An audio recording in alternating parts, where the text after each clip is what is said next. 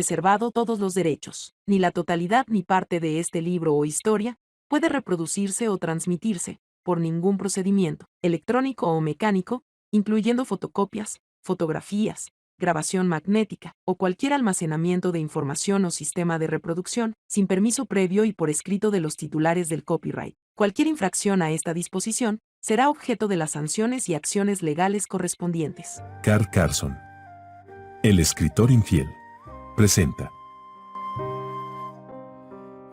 Los Guardianes de María, el principio. Escrito por José Miguel Rubio Quirant. El hombre puede creer en lo imposible, pero no creerá en lo improbable. Oscar Wilde, dramaturgo y novelista irlandés. A mi madre.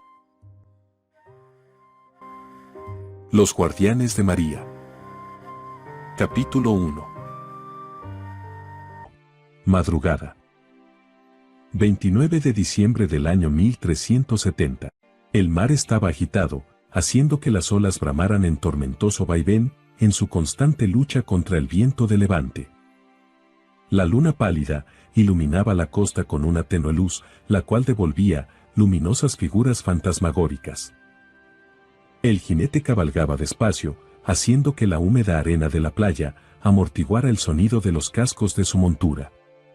Un soplo de aire hizo que el fuego de la antorcha que llevaba en la mano pareciera que bailara para él, regalándole con viva luz un incesante chisporroteo, haciendo aparecer y desaparecer grotescas siluetas en la arena.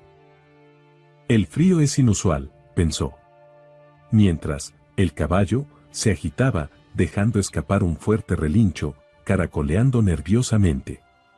Sin vacilar, como jinete experimentado, tiró con energía de las riendas. El bruto dejó escapar unas bocanadas de aire por su hocico, como respuesta. El jinete, acostumbrado a la oscuridad, se esforzó a penetrar aún más en ella, inclinándose hacia adelante en su montura, como si así pudiera escrutar mejor dentro de ella. A unos metros más allá, divisó algo en la orilla, parecía una extraña barca. Descendió del caballo, e instintivamente posó su mano sobre la espada que llevaba en su cinto. Así, se acercó con suma cautela, pues en su mente aparecieron imágenes de las incursiones de los bandoleros y piratas que asolaban esa parte de la costa mediterránea.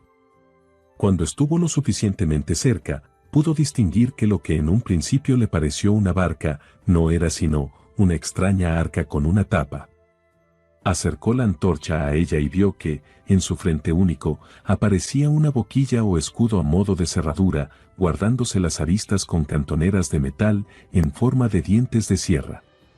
Bajo el adorno, se veían unas líneas con varios clavos circulares, ocupando la mitad del espacio plano y no dividido, del frente. En ellas, había letras extrañas que componían dos renglones. Sobre la decoración del frente, había un dibujo. Dos discos circulares, rodeados de un círculo cada uno.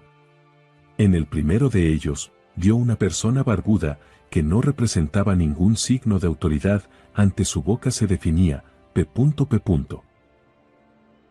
Rozó la tapa con los dedos, notando la humedad, que la oscura madera le entregaba, junto con la sensación del grabado.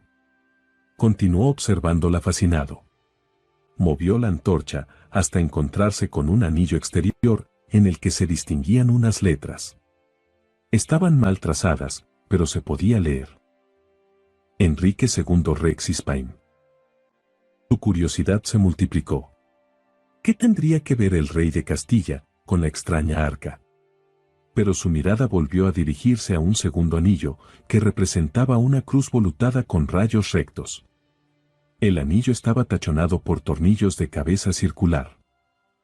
Se incorporó mirando al cielo.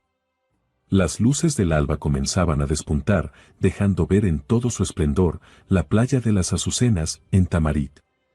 Apagó entonces la antorcha, sumergiéndola en la orilla.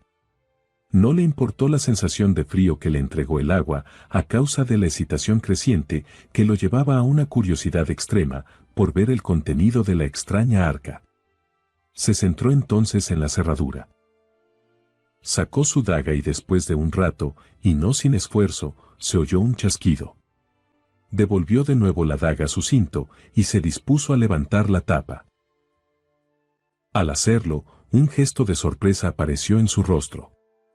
Se santiguó y tapándola de nuevo, con sumo cuidado, se dirigió con prisas hacia su montura, subiéndose a toda prisa en ella, volvió grupas y espoleando el caballo se dirigió a Illice. Pero con todo lo acontecido, el jinete no se había dado cuenta que una figura le observaba en la penumbra. Fin del capítulo 1.